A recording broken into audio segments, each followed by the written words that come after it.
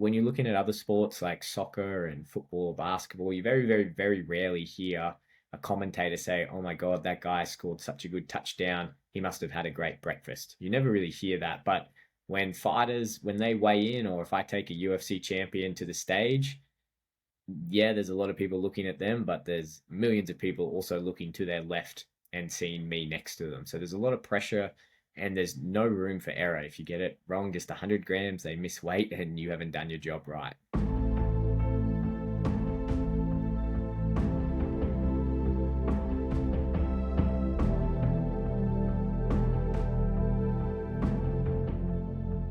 Hello, friends. Thank you for tuning into this week's episode of the Mayn Idea podcast, where today I have the pleasure of sitting down with Jordan Sullivan. If you love this podcast and want to support it, please take 30 seconds and leave a 5-star review on Apple or Spotify and subscribe to the YouTube channel. This helps the show get discovered organically and helps me continue to bring on amazing guests. There's also now timestamps in the show notes, so feel free to jump around to the part that interests you most, although I always recommend listening to the episode in its entirety. Jordan Sullivan holds an undergraduate degree in exercise and nutrition sciences, as well as a Masters of Dietetic Studies.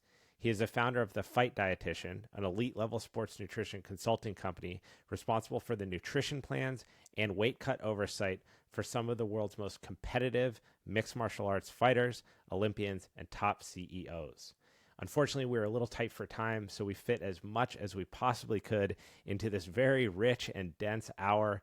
I hope that you enjoy this episode as much as I did. We will definitely have Jordan back on in the future, as we only covered the very tip of the iceberg. Without further ado, Jordan Sullivan. Awesome. Well, Jordan, thank you so much for taking the time out of your day. I know you got a busy schedule all the way from Australia, but we are eagerly waiting your appearance on the show to be able to talk about one of the most confusing subjects in health, fitness, and performance, which is nutrition. And you're the guy for the job, so thank you so much for being here. Yeah, thanks for having me on. Hopefully, I can share some interesting insights with your listeners.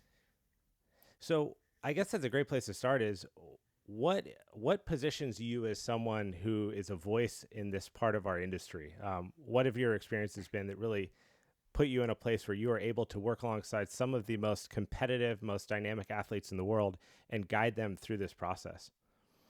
Uh, yeah, I guess I don't think anyone's really put me there, but I guess if someone wants to listen to me babble, I guess the reasons you probably would listen is because we do tend to do this with a lot of very, very, very, very elite level athletes. So we work with a number of UFC champions. We work with some of the best grapplers in the world, best kickboxers, best Muay Thai guys. And the reason we work with those guys is because we've spent years and years just purely committed and dedicated to understanding not just performance nutrition, but how performance nutrition relates to combat sports and how it relates to performance when cutting weight and the actual act of cutting weight. So I think out of everyone in the world that does this, we've probably got the most experience at the highest level with the most clients doing this. And what would you say is something that differentiates specifically combat sports from some of the other areas where nutrition, as we know, is incredibly important in sport and performance? But what makes grappling and mixed martial arts such a complicated piece to that puzzle?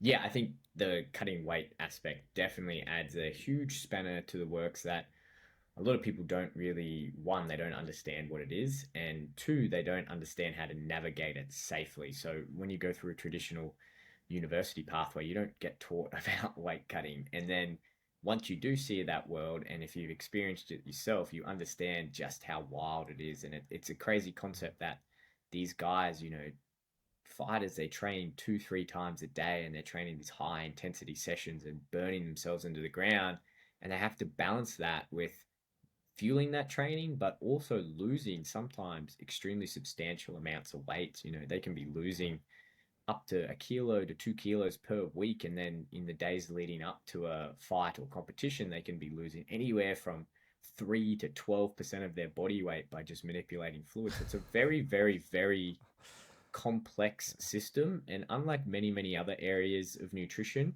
you don't have a lot of room for error. When you're looking at Yeah. other sports like soccer and football or basketball, you very, very, very rarely hear a commentator say, "Oh my God, that guy scored such a good touchdown. He must have had a great breakfast." You never really hear Right. that. But when fighters, when they weigh in, or if I take a UFC champion to the stage, yeah, there's a lot of people looking at them, but there's millions of people also looking to their left and seeing me next to them. So there's a lot of pressure and there's no room for error. If you get it wrong, just 100 grams, they miss weight and you haven't done your job right. Maybe we can unpack that for a little bit for people that don't understand weight cutting at a high level, a performance level, where sometimes these guys they're putting on a substantial amount of weight overnight before they get back in the cage and actually fight someone in a setting where, I mean, someone could kill you. Right? This is not like, to your example, you are not getting on a soccer pitch and playing the hardest game of your life. It is a very unique arena in which a very small error can cost you so much more than anywhere else in the world. So when you're taking these guys, let's assume for the example that you're on a camp with someone, you're getting them ready for a bout that's coming up in the future. Maybe you can just talk about what's the bird's eye view here of nutrient intake, regulating their profile so that they don't lose strength in the process of losing weight, how they get up to the very last point at which they can keep the weight until they have to lose it. What are some of these factors that you're assessing through that process so that they don't get robbed of their energy or their ability to recover or their ability to show up the next day and train? Yeah, so I guess I'll break this into the phases that we take them through. So the very first phase is what I would call the fight camp phase, which is our chronic weight loss phase. So this is where these guys will be, like you said, eating in a slight deficit, but we're trying to maintain as much muscle mass as possible and as much energy and strength as possible. And the way that we do that is that we have to do a pretty thorough assessment on them first, and we have to check to make sure that they have no nutrient deficiencies or hormone profiles that aren't ideal. And we do that by, a routine blood test, what we call a complete blood count. We test their testosterone, their iron levels, their thyroid. There's no point doing any of this nutrient manipulation if they have other deficiencies in place. We've got to make sure that their body is good clean slate before we start. The next thing that we do is we do a body composition assessment where we assess the amount of lean mass or muscle mass that they have and then the physical amount of fat that they have.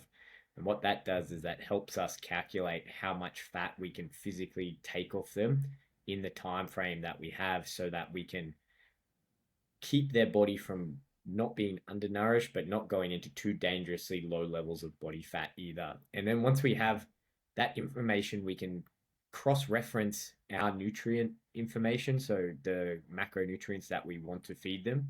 So we'll work out how many calories they need to eat in order to stay in that deficit, but we'll also organize their macronutrients in a way that we call it periodization, where yes, we need them to have consistent protein intake, and we generally recommend about a 2 to 2.5 grams per kilo for our athletes to help support keeping that lean mass while they're in this deficit. And then we'll schedule about 0.5 grams to 1 gram per kilogram of fat. And then what we do is we periodize the remaining calories to carbohydrates. And the way we periodize that is we cross-reference with their training schedule. So if they've got high intensity training days or very intense sessions, will dedicate more carbohydrates to those days. And if they've got lower, more technical sessions or rest days, we'll decrease that, with the goal overall at the end of the week that they've got a calorie goal that we need to hit in a totality of those 7 days to achieve that weight loss. And I guess to your point, we're trying to do this in a way that maximizes fat loss, but in a way that doesn't put them too deep in what we call acute low energy availability, which is essentially the more correct term to talk about calorie deficits. Energy availability is the concept that you have a certain amount of food, energy from food that you eat, and then you use that energy for bodily functions. You use it for exercise, for movement, for going, brushing your teeth, making coffee, all of those things. Right. And whatever number you have left over from that food after you've taken it away for your vital functions and your exercise and whatever is the energy available to your body. And we know if that gets too low, we know a lot of negative things start happening to our body. Our digestion goes, our strength and power output goes down, our testosterone plummets, our risk of injury goes down. So we're trying to play this really fine balancing act of we need to be in this low energy availability to cause the body to give up body fat and to utilize stored body fat. But we also are getting this person to train 6, 7 days a week and do pretty intense sessions. So it's a really, really fine balancing act of, okay, how do we walk this line of we need to put them in acute low energy availability, but we just want to put them in just the right amount so that we can use the calories we have to fuel them as best and get them through this camp. So if you're taking this approach to it, none of this can be guesswork, I'm assuming. So are you running, like, at the beginning, let's say you're doing an intake with an athlete, do you run active metabolic assessment, resting metabolic assessment, and then gauge based on you and your team's experience of being grapplers, actually striking, understanding relatively what a heart rate range is in a given round, and then how many rounds they're going to do in the day? Like, that just seems like, I mean, it doesn't seem, I know for a fact, that is an extremely hard thing to calculate when you're working with the athlete. Then there's other things that are playing into that too, like their sleep, their recovery. Are they resting enough? What's their resting heart rate? What's like, how are you looking at that? Are you taking into account finite metrics like their metabolic assessment on both ends of these kind of things, and just kind of running this like almost a really, really calculated dice roll as they get closer? Or is there more guesswork going into that? Yeah, I think this is a really good question. I think it's a common misconception in nutrition is that you can make these calculations. And as you said, you can't. The fact of the matter is in nutrition, we don't have the technology. We don't have the knowledge in science to say you need exactly this many calories and this many grams of carbohydrates. We do run metabolic assessments where you can do resting metabolic rate tests, but they're Mm-hmm. not exactly accessible to everyone, and even our high level athletes can often struggle to get access to them. So yeah, in an ideal Yeah. world, we run an RMR test with everyone. We get everyone DEXA scanned. We can do all the maths, but Yep. in reality, that's not what's going to happen. And I think this is where experience really comes into it, right? Because we've done this with tens of thousands of athletes, Yeah. so we more often than not we can look at someone's body scan and we can determine the ratio of body fat to lean muscle mass, and then we compare it to the data we have on hundreds of other athletes who've been in that position and have similar training outputs. And that's the benefit of working with just a singular type of sport. We understand what the nuances of combat sport training is like, what it requires for a wrestling session, how that's different to a Muay Thai session, how that's different to a technical grappling session, how that's different to live sparring, how live sparring is different to live fight simulation. So Mm-hmm. we understand and we have all that data from all these other athletes. So when we look at this and we do our assessment and we get our numbers, we go, okay, well, how does this compare to all of these other athletes, and how confident are we that if we put person A on 1850 calories, that they will lose 1.5% of their body weight every week. And at the start, it's definitely difficult if you're getting into this area because you don't have that data to fall back on. We're very For fortunate, sure. like I said, that we've got tens of thousands of athletes in our data bank, so we can fall back on that. And lucky enough, fortunately for our clients, we get it right a lot more than we get it wrong. And we understand, like you said, the metrics to track to make sure that we are getting this right. And, you can get as fancy as that as you want, but at the end of the day, if they're not losing the recommended amount of weight per week, you know that you have to decrease or increase their intake depending which way it's going. I think what's more important than getting really, really in depth and overthinking the numbers is having a very, very good system which can allow that person to hit the goals that you set out. So setting this up in a way that, okay, I know this person has this much body fat. I know by the start of fight week, we need to be this weight. That requires us to lose this many pounds or kilograms of fat. We can break that down Yep. into how much that is per week. Based on what that percentage is of their body weight, that can dictate what nutritional approach that we take. Do we have to fuel them optimally and give them as many carbohydrates and keep their fat quite high and their protein high? Is that allowable in the percent of body fat that we have to play with each week? Or are they really pushing the limit here where they're trying to lose 2 to 3% of their body weight each week, and we have to use other tactics where we're probably going to have to rip some muscle off, and we do protein sparing approach where we bring down their protein, we bring down their fat all the way to the what we would consider the dangerously low but acceptable levels, Mm-hmm. and then we reduce their carbohydrates. So it's all dependent on the person, but again, it comes back to having good systems in place that you can categorize these athletes into. And again, the benefit that we have is that we've done this with so many athletes that we can put them in this system and quite easily see where they fall. But again, we do have to monitor them. We have to make sure that they're being adherent. We have to make sure they're actually following the plan, which is a complete other conversation in itself. Well, that's why I'm thinking off the top of my head here. I'm like setting out a plan. We experience this all the time with clients and training programs that are, you can put all the structure and the periodization and the percentage based lifting and everything into a program. And if a person agrees to do a program 4 days a week and they show up once a week, I mean, it's absolutely worthless. So I always think, if I could choose two things as an MMA fighter, I would choose one, wrestling as my base going into any other skill learning. And then two, I would hire a nutritionist, because you bring this invaluable level of knowledge to the table that I really don't think can be overstated. Because like you said, it's a unique blend of your experience actually doing it, which is a really hard thing to find in sport, combined with knowledge and data. It's like a perfect storm of things that allow you to take these athletes through a really unpredictable series of events.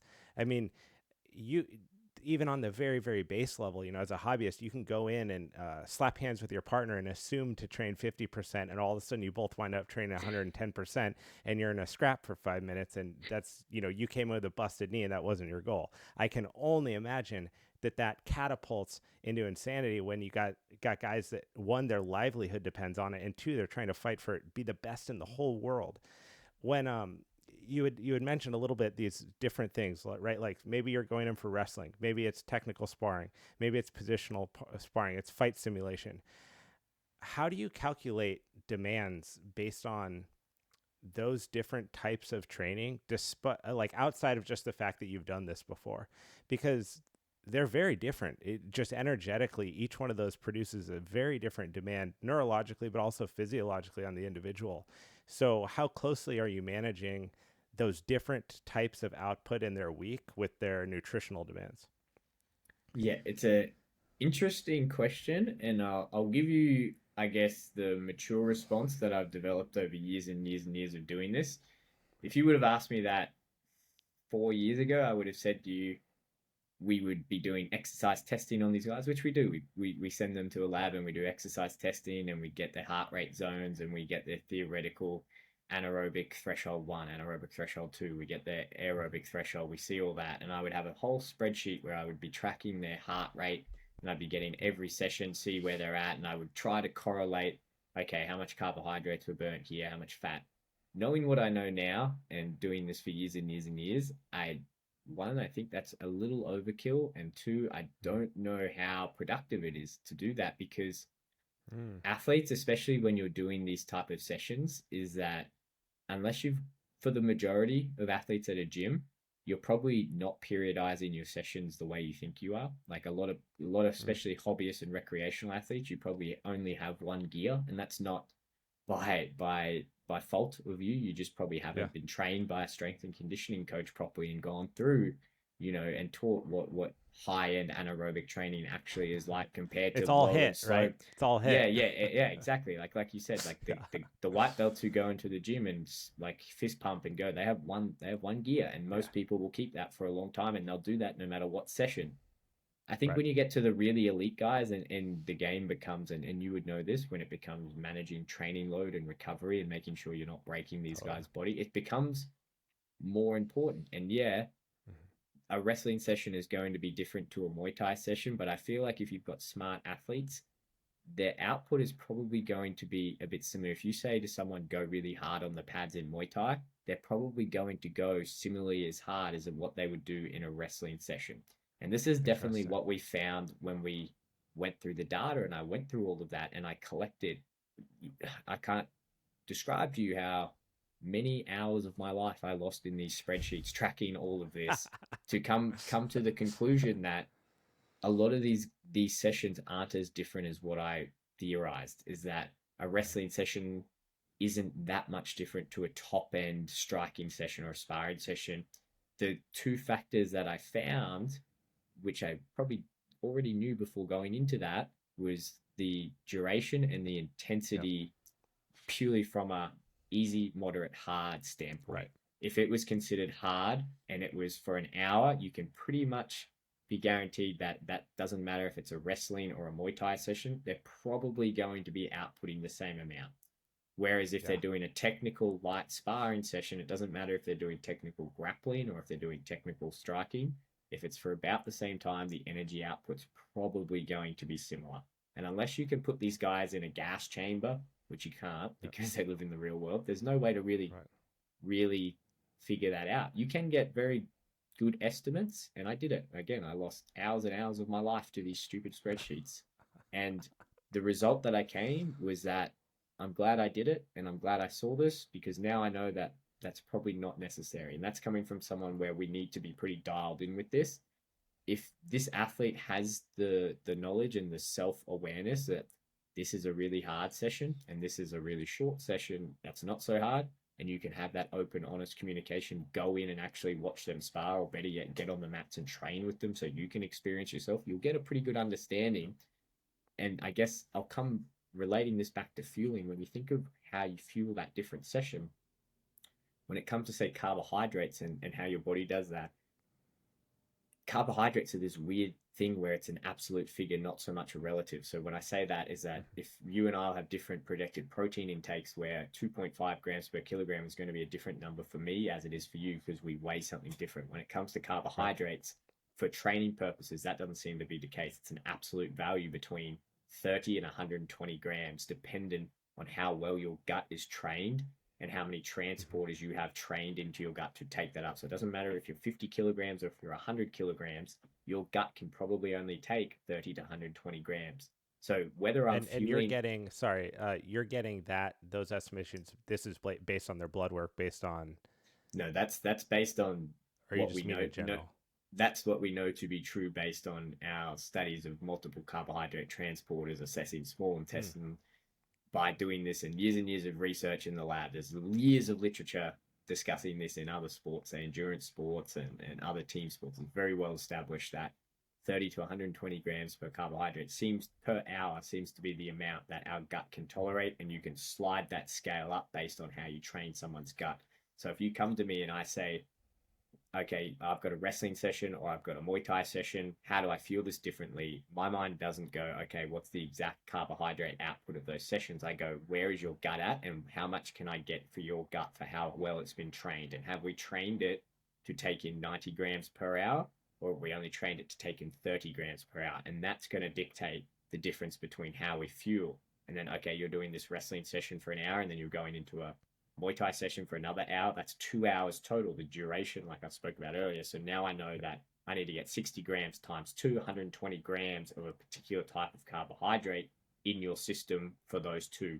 And then you can look at it more holistically and go, okay, well, how many carbohydrates do I think you have stored in your body based on your habitual diet, what you've been eating day to day going into that? And are you going in there like half empty and I need to really hammer this home? And then by the end of that second session, I need to make sure you're drinking a carbohydrate drink so you're not like finishing Right. completely flat.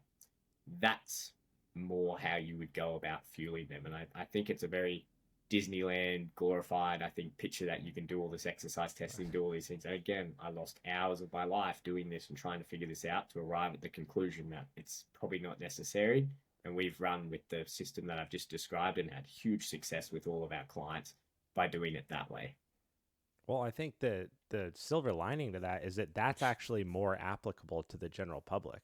Like most people that are getting into something or they're hobbyists, maybe you go to jujitsu 4 times a week and that's all you can muster with your family. That person might not have access to all this high end testing and crazy spreadsheets and years of knowledge and hiring a nutritionist. But if you can go off generally accepted principles that you know work at the high level, that's a huge takeaway for someone who's trying to learn about their body and learn how to make the right choices for the sport. Like I think one of the things you guys do so well is these infographics that you put out on the account. They're super digestible because let's say I've never trained before. I have an idea of what something that's really difficult is and something that's easy. And so maybe I just have one gear and I go in and every time I train it's always at that pace. I can still reflect on that as a hobbyist and go, that was a hard session. That was an easy session. And from the information that you guys put out, people can actually look at that and go, okay, if I'm going into an easy session, these are foods that generally help me. These are foods that generally help me. And that becomes super useful for anyone who's trying to just better fuel their body, not run out of energy, not get clobbered with confusion of how many grams of this do I have to have for this and that. Because there's so much information out there. And I think a lot of times people kind of throw up their arms because they get overwhelmed and then they're worse off than they were before. Whereas they can apply principles like this and it's really useful.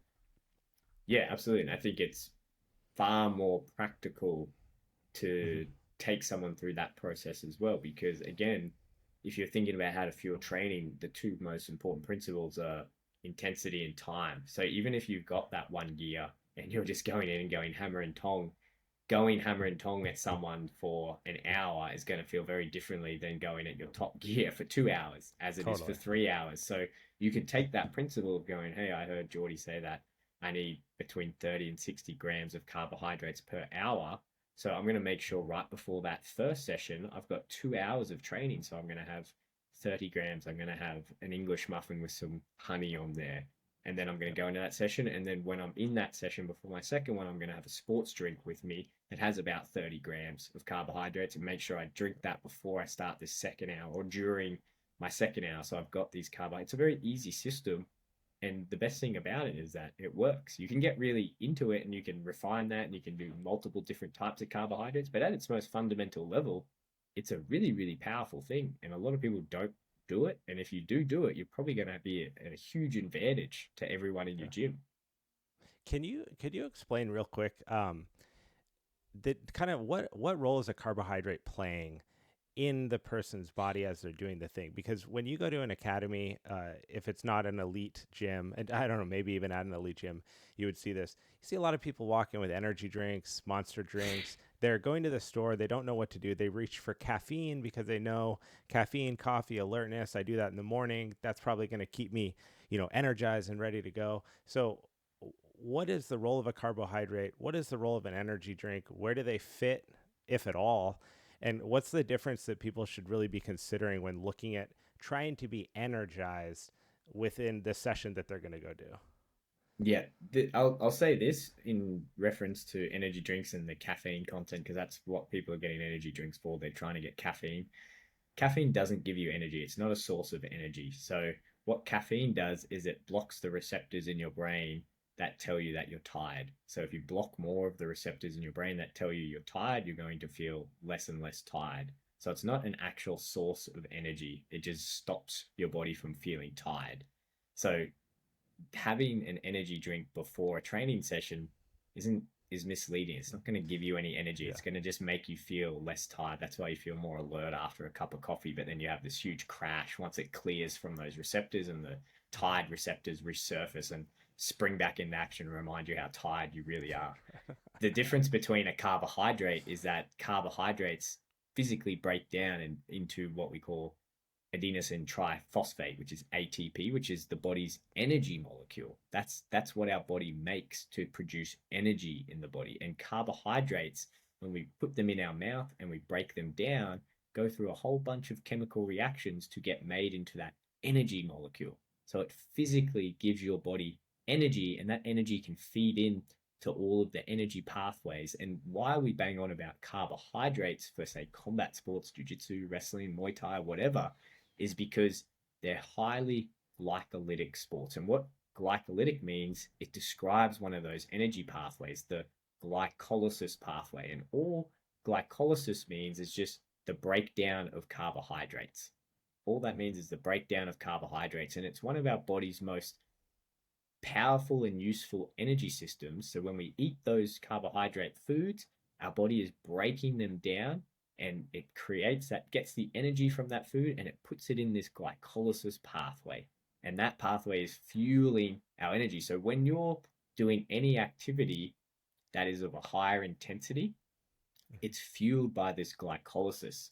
The way that our body works is that it works on this sliding scale. And the best way to think about energy and how our body uses it, because we can appreciate even just sitting here doing nothing, we're still Totally. using energy to Low stay heart rate, alive. high fat metabolism. Exactly. So at the lower end of low intensity exercise, our body relies a lot more on fat and breaking down fat and using those energy pathways from fat because fat is this big, nice, lovely, juicy molecule that slowly gets broken down and it produces a lot of these energy molecules. So I describe this as imagine if you're building a campfire, you put a log, you always put the big logs at the bottom, get the fire going and keep the big logs burning because that's what burns all night. They create a Totally. little flame, but that's what fat is in our body. It's constantly breaking down these little energy molecules and providing not crazy energy, but enough for me and you to sit down and have a conversation. But Right. as our intensity gets up, as the intensity of exercise goes up, those big logs can't quite keep up with the energy demand. So what our body has done over millions of years of evolution has created this carbohydrate, this glycolysis energy system. And because carbohydrates are just small little molecules, they're like the kindling on top of the fire. You throw a bunch Right. of small sticks and leaves on a fire, what happens? Just Yeah. erupts. And there's this Instant. huge amount. That's Yeah. what happens when we break down carbohydrates. It gives us instant energy because they're so fast. And so what our body has done is that when we're relaxing, doing really not much, low intensity exercise, we're using most of these big, low fat logs at the bottom of the fire. And then as the intensity goes up, we start hitting pads, we start hitting the bag, we start sparring, we start drilling in jiu-jitsu, you start doing live rolls. As that intensity goes up, your body's relying more on this fast carbohydrate. Go, we need this energy really fast. So the higher intensity, that's why we say to guys, fuel those higher intensity sessions with these carbohydrates. And like I said before, we know that there's probably a limit between 30 and 120 grams per hour that your gut can digest to add the kindling to that fire. And that's what we want to work on during those training sessions. That is, it's such an important thing to consider because if you consider the energy drink, right, and you're drinking energy drink when you go into training and you start to roll, and your heart rate ramps up and you slide across this scale of fat metabolism to carbohydrate metabolism, the energy drink, it's not utilized more or less on either end of the spectrum. It's just that caffeine's blocking the receptor, so you feel less tired here and here. But what you're saying is that as you slide up the scale, you are actually changing what you're utilizing. So if you're looking for more real energy in a session, you should adhere to this carbohydrate protocol because when things get intense, that's actually what your body is going to utilize. Correct? Absolutely. And the cool thing about this is that our body knows this to be true. And we know that our body knows it to be true because it stores carbohydrate in our muscles and as our in our liver as what we call glycogen. And glycogen is just a bunch of little carbohydrate molecules jammed together that's stored in our muscle and then stored in our liver. And the reason it's stored there is that when we do start exercising, or say if we're sitting in our cave and then a saber-toothed tiger runs in, and we either need to fight it or we need to flight it and run out of that cave, we can't rely on that slow burning fat log. We need to have that really fast kindling so it can break down that carbohydrate from our liver and our muscle really fast so we can either fight the lion, the saber-toothed tiger, or we can run from it. So it makes a lot of sense. And that's why carbohydrates are so important. In modern day, our fights with the saber-toothed tiger are usually on the mats with our training partners. So let's unpack this for a second because I can see kind of a questions forming, right? Is well then why do I gas? If I have enough carbohydrates, why do I get tired? Because if my body can just utilize this energy source, why would I ever hit a point in a roll where I feel like all of a sudden I can't do the action anymore and I'm getting lethargic? So, can you explain the difference kind of between how carbohydrates exist as this energy source, but conditioning is another element that plays into this ability and actually your ability to perform and your endurance within that performance during the actual session? Yeah, I'll illustrate the point I'm going to make with an example. So let's say we've got two people. So one person who's never done jujitsu in their life, and then we've got a brown belt. We've got a brown belt. So let's say it's a Saturday. They both rock up to the gym. The brown belt went out last night and drank 20 beers, ate all crappy food, barely He's an slept, and Aussie. yeah, he's an Aussie, and he came into the gym. He's Craig Jones or someone from the B Yeah. team, and then he's rocked in. Cyborg. Yeah, he's been at Hakkasan all night on the NBs, and then he's come in, and then he rocks up, and then you've got this guy that comes in. He's a former bodybuilder. It's his first day at jiu-jitsu. He's in really great shape. He hasn't had a cheat meal in 10 years. He's just eaten the perfect performance diet for 10 years. He rocks up and they both go on the mat, and when they comes time to spar and fist pump with each other, Craig Jones and then this guy fist bump, and they roll. Who's going to win? Yeah. I mean, Craig Jones, 10 days out of the week. Craig Jones is going to win despite Craig not having all the right fuel on board, despite this guy, because he's simply more conditioned and fitter at jiu-jitsu than what this guy is. And I think we often make the mistake in nutrition, and this is coming from a guy whose job is to give people meal plans, give athletes a meal plan. Your nutrition plays a far, far less of a role in you becoming a better athlete than what you realize. What makes you a Yes. better athlete is you training, because you could have the worst diet ever, but you could rock up to training every single day of the week, train 3 times a day. You will technically get better. You'll create better motor neuron patterns. You'll learn the movements. You'll get more efficient at those movements, and you'll be a better athlete than the person who doesn't train but has the perfect diet. Where diet comes into it is that your nutrition helps create an environment that greatly makes that process of adaptation, so the adaptation to the training, far, far, far more efficient. So when Yes. you've broken down your muscles and you've used this high intensity, your muscles are learning, they're creating new systems, new pathways. When you're putting in the right nutrients, the carbohydrates, the minerals, the vitamins, all of these things, they're helping solidify that adaptation, which one makes your recovery much, much better. And two, means that when you rock up to your next session, you've got all that fuel. And if I say, hey, me and Craig Jones are going to roll, he may be a better athlete. Say, me as a purple belt, I go up against, and I'll say this because I've rolled with Craig many times, he's going to beat me. But for the first 2 minutes, I can give him hell and hold it off if I'm fully Right. stored up and I'm fit and I'm conditioned. Technically, there's going to get to a point where he's just going to outmaneuver me. But I can hold my own to a point because I'm fueled up. I'm really, really fit. I'm conditioned enough. But then there's just going to be a point. But at the end of the day, because I'm really fueled up and I've got all the right things, even if Craig smacks me and I can work at the work rate that we need, I'm going to adapt and be better for it. The difference then is just that Craig's been doing this sport for a lot longer time. And he's got way more adaptations to me.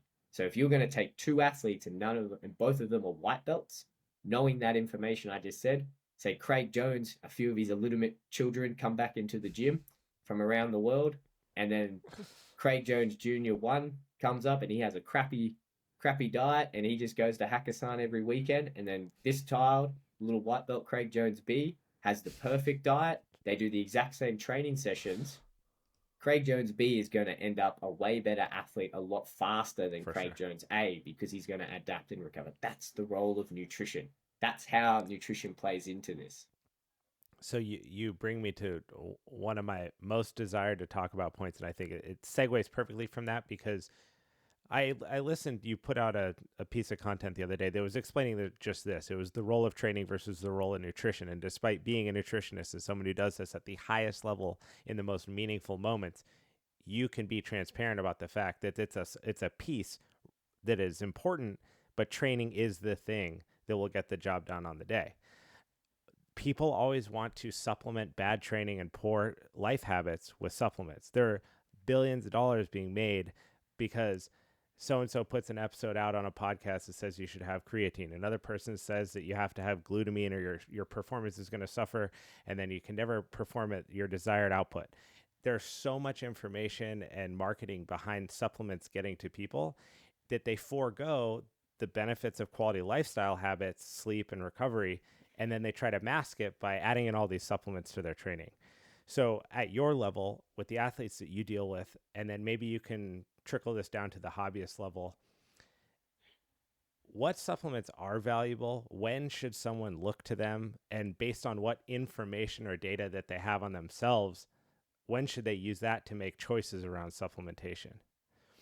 Yeah, I think first and foremost, you need to understand the very word itself, which is supplement, which means to supplement a diet. And the reason I say Yes. that is because every elite level athlete that I have, they probably have, they could count the amount of supplements that they use on the regular on one hand.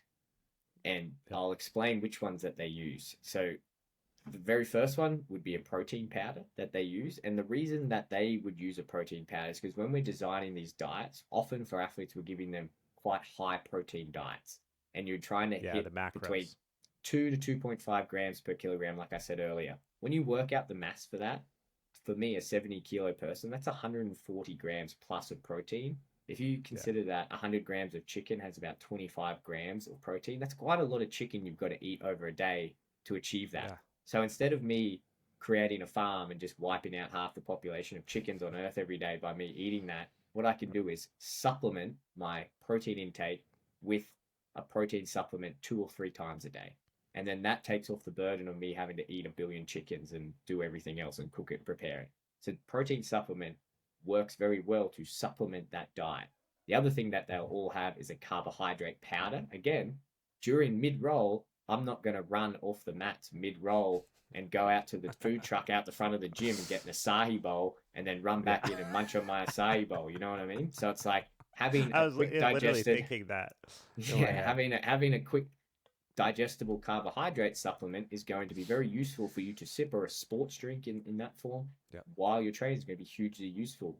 Electrolytes are something that, because our guys train for so long and where we are in the world, it's really freaking hot most of the year. We sweat and we lose a lot, and we lose a lot of electrolytes. Again, you can eat that in your diet, but when these guys are training 2, 3 times a day and they've got all these other commitments on, I need to make sure that the fluid that they're putting in is going to where I need it to go and that those electrolytes are being replaced. So we'll give them an electrolyte supplement to make sure that it's supplementing the electrolytes they're getting in their diet and making sure that they rock up to each training session as close back to 100% as possible. Creatine is one that I'll give guys in a caveat. If they're very heavy, like animal-based meat eaters, I don't bother with it because you're going to get a lot of creatine if you're eating a lot of steak and chicken and other things. You're going to get it anyway. If you're more on the plant-based approach of thing, or you're vegetarian, vegan, then for sure you've got to be having creatine throughout your day. You're supplementing your diet to get something that you're not getting with your food. So we might put creatine in there. The other ones that I might put in a creatine, caffeine, and beta alanine just to help. But again, beta alanine you're going to be getting a lot from your protein rich foods. And caffeine, I personally think that most people in the world drink enough coffee as it is. And like I said to you earlier, I'll use caffeine not so much for the performance, but just to kind of take off the edge and say a morning training session. Like a lot of people will Yeah. have these habits where you can't train without coffee. If I'm being 100% honest, I'll be 100% honest with you. I get the guys to have caffeine to like get a bowel movement before they go to training. That's pretty much the Yeah. extent of why I use caffeine, because I don't think that the benefits you get from a performance standpoint of overdosing on caffeine is worth the negative effects that it could potentially cause for other things like your sleep later on, because Totally. 12 hours later 50% of that's still going to be in your body. And if you're whacking caffeine and energy drinks at 5, 6, 7 p.m. before you're training, most of that's in there by the next morning when you wake up. So they're pretty much, That's what always blows my mind is the half-life of caffeine for people that are taking this and going to evening class to like feel okay to roll.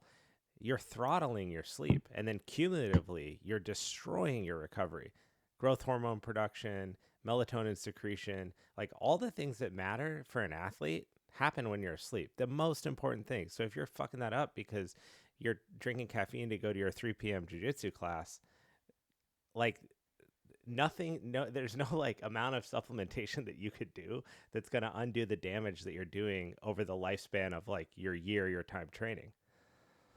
yeah, absolutely. And I think this type of mindset is similar to supplements, right? And you touched on it earlier. And I guess I say this because we work with a lot of athletes and we're in fight sport. So you know this, like fight sport athletes are quite different to a lot of other Night and athletes, day. and that it's a very, I guess, quote unquote tough. And I don't want to say that in like a very, in a way that it means something that it's not, but you do have to have Yeah. a certain degree of grit and toughness to just participate in these sports. Like fighting Yeah. against another human is a very confronting thing, and it's a very Mm-hmm. tough thing to do.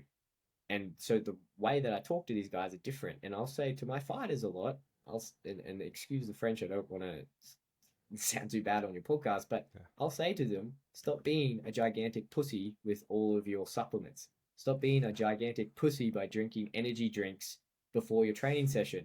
Like you're doing one of the toughest sports in the world and you're putting all this time and energy into absolute marginal gains. Like you deserve to go get the shit beat out of you because your mindset is absolutely piss weak.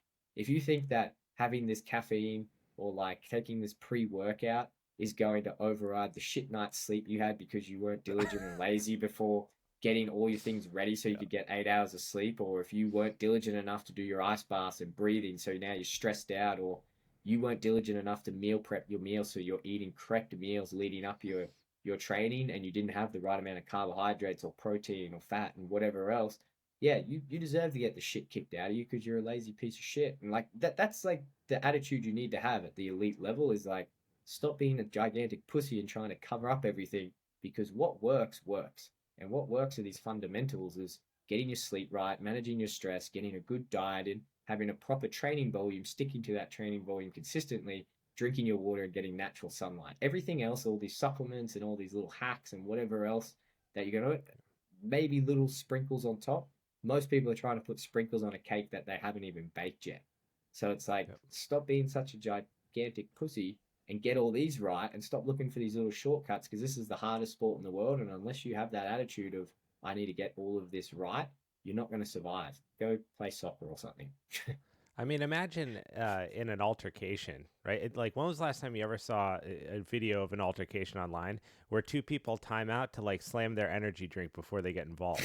It's never going to be something that you have. If you have to run out of a burning building, you don't have time to mix your pre-workout so you get the tingles in your arm before you can run up the stairs. It's You need to be on instantly, ready to go. And I really do think, as someone who is like gone through waves of using pre-workout and not, I mean, you do begin to develop a mental weakness to think that that's what's allowing you to be efficient, when it's your programming and it's your structure that allow you to perform. It has nothing to do with whether you got 175 or 135 milligrams of caffeine before you did your workout, or whether your skin felt like it was crawling. And the other side of that is you build resistance. So you're just going to need more of it to feel the same way in the future, which when you stop using it creates another big problem that you have to deal with, because now you really feel like you have no energy to do what you want to do. So such a, I love that. Can you say those one more time, just like one after the other? Because I think that they all make sense. And I think that there's supplements that people can forego all the bullshit. And these are actually things that they can use that are going to help them on the mats, in sparring sessions, in training, whether you're a hobbyist or a pro. Yeah, good quality protein powder, carbohydrate intra workout, an electrolyte drink, creatine if you don't love eating lots of meat or animal products, and then the other two that can be situationally appropriate are beta alanine and caffeine. And I want to be respectful of your time here, but there's one last thing that I really want to cover, and that is diets and fasting. I think diets have always been around. There's been a lot more circulation about different ones with the growth of social media and our ability to give information all over the world. And you'll see things trend, whether it's veganism, carnivore diet, eating a paleo diet. But whenever I talk to people who know what the hell they're talking about, it always bakes down to original principles, which is balanced macronutrients and then changing that based on the demands of the sport that you're doing. So when you hear about someone talking about they're on the carnivore diet and so much in my life changed because I started only eating meat, or so much in my life changed because I gave up meat and I started being vegan, how do you digest, or how do you sift through diets and give people the information, what they really need to know when they're making decisions about their own food when it comes to sport? Yeah, so when it comes to diet ideology, and for a lot of people, they either want to eat to be healthy or they want to eat to lose weight. And the thing is that nutrition is a very confusing science, but we know what works. And at the end of the day, you probably know what works as well. You know what foods are healthy, what foods aren't healthy. You know what you need to do to probably lose that weight and eat healthier. The issues come for two reasons. There's either like a time constraint issue, or there's a knowledge gap. There's a knowledge gap, and there's often a knowledge gap because you've been influenced by like mass media or social media. And I find that when people go to make dietary changes, they usually do it in three ways. They'll do it in three ways where they'll just approach it from like a caloric restriction point of view, where they'll take like this whole ideology of, well, it's calories in, calories out.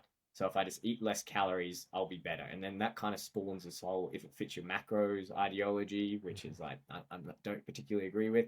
Or the second way is Same. that they take like a nutrient intervention approach where they go, hey, you know what? it's probably not just the calories in, calories out. There's more to it, that there's probably better nutrients and specific macros that are better than others. And out of this is what spawns the low carb, like keto, carnivore Right. type thinking, the paleo type thinking, that there's particular macronutrients that are better than other ones. Or it's usually people will fall into the third category, where it's a time thing or time restricted eating thing, where it doesn't really matter about the calories, doesn't really matter what you eat, as long as I eat, between 2 and 6 p.m. every day, and I have an 18-hour fast or whatever it is, Right. then I'll Right. be healthy. And realistically, none of those are right and none of those are wrong, because all of those things are kind of missing the point. They're all saying the same thing without saying the same thing. Is that we know what the fundamental principles are, is that if you want to lose weight, you need to be in this state of overall negative energy balance. So you just essentially need to be burning more than what you're consuming. If you want to be healthy, we know that our body has evolved over hundreds of thousands of years to digest and eat protein, carbs, and fat. So the fact that our body has all of the internal systems to digest those things would probably suggest to me that all of them have relevance and importance in our body, and you should consume them. I think if most people will understand that eating a mostly whole food based diet that is nutrient rich and has Mhm. is calorie controlled, so you're not eating low nutrient, high calorie, hyperpalatable foods all the time, is probably Right. going to be better off for you, because again, all of these bodily systems, they need vitamins and minerals that you can find in all of these foods to make them work properly. You need B vitamins for energy, you need vitamin C for your skin health, etc., etc. You can get that from natural food. So even just there, you can appreciate that the two biggest principles are eat mostly whole foods and eat a reasonable amount of them, which you can do Yeah. in all of those three systems. But it's those three systems that we find all these weird ideologies come out of. But realistically, it Yeah. doesn't matter.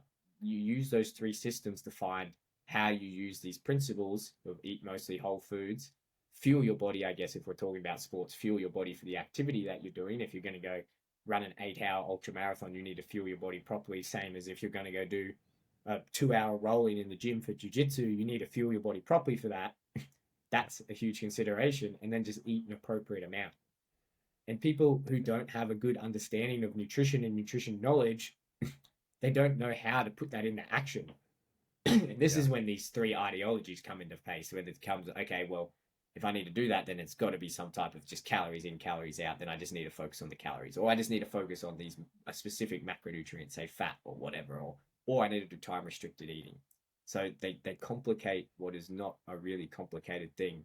And I understand why people complicate it, because a lot of people on social media are trying to sell you products So and bad, shit man. related to these three things.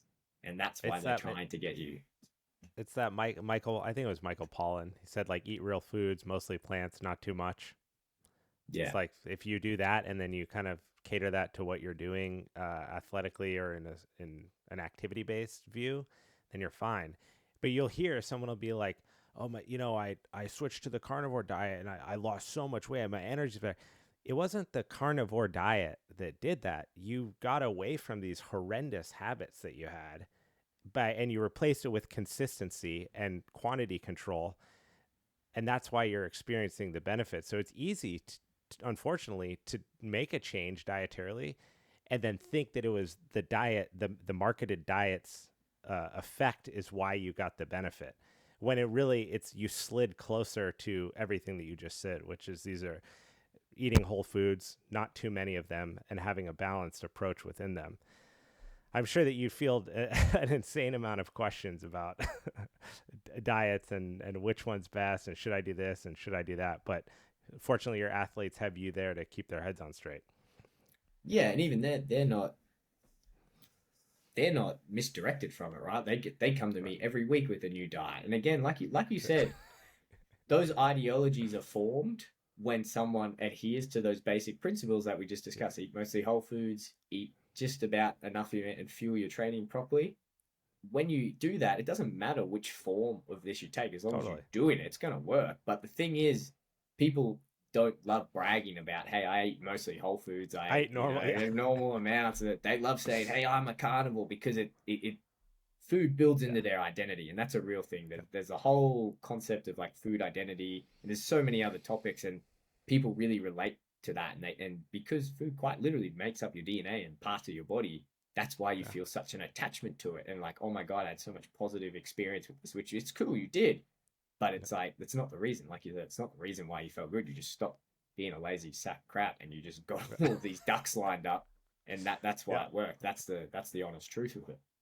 And there's community too. You know, people, they, within these food identities, you build food communities too that kind of do that same thing. I mean, the whole Liver King idiot conundrum is a perfect example of that, right? It's this guy that's blatantly lying to everybody, uh, giving you these tenets and these things to do, and then people latch onto that, and they kind of, you feel like you're part of the group, and it's just, you can get sucked down that rabbit hole so far, when really the principles are right there in front of you, and they've been there forever, and they work for the athletes that deal with the most challenging weight related battles of any athletes in the world, which are fight sports athletes. I mean, nothing is harder than that. I really believe it.